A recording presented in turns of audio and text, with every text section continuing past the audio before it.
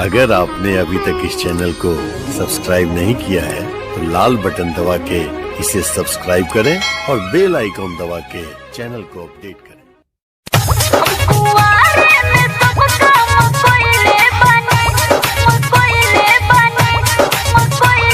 Mix by Durga recording studio हावे धर्मशाला के पास।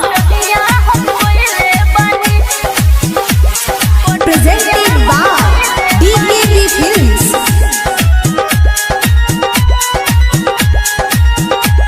हमे कोई बचोइत कैसे के होई कहाँ ये बनी बताओ ना।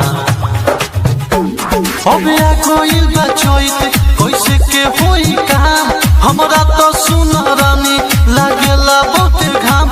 हाथे हसुआ न कबो हम धइले बानी, हाथे हसुआ न कबो हम धइले बानी।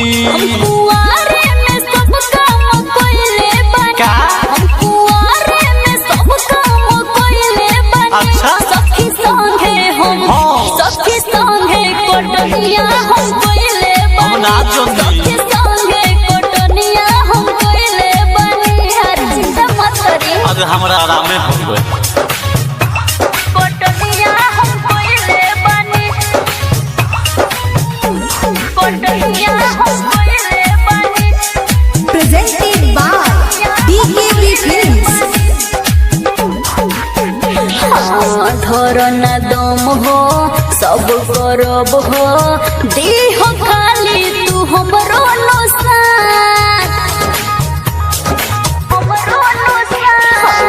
गतन बनई हो लगे तू आई हो बोझा उठई हो तू हमरे नुमा।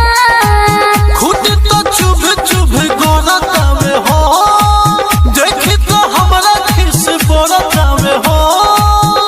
इहे कोरे खातिर तोहके न लइले बानी, इहे कोरे खातिर तोहके न लइले बानी। कुआरे में सब काम कोइले हमरा मालूम बा कुआरे में सब काम कोइले तो करो सखी संगे हम सखी संगे कोटनिया हम कोइले अच्छा। बनी सखी संगे कोटनिया हम कोइले बनी। कुआरे में सब काम कोइले बनी कोइले बनी। Presented by DKB films.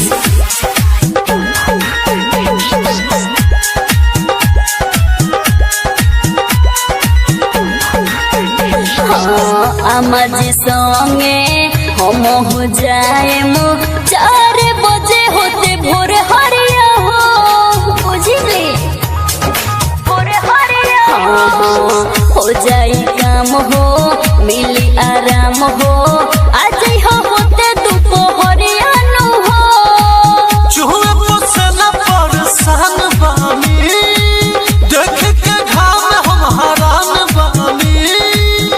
Bablu Narasimha Niranjan के बोला बोले बानी, नागेंद्र नरसिंह के बोला बोले बानी। हम कुआरे में सब काम कोइले बनी हम कुआरे में सब काम कोइले बनी। अच्छा। सखी संगे हम सखी संगे कोटनिया हम कोइले हम ना बनी जोनी सखी संगे कोटनिया हम कोइले बनी। हमे कोई बचोइत कैसे के होई कहाँ ये बनी बताओ ना।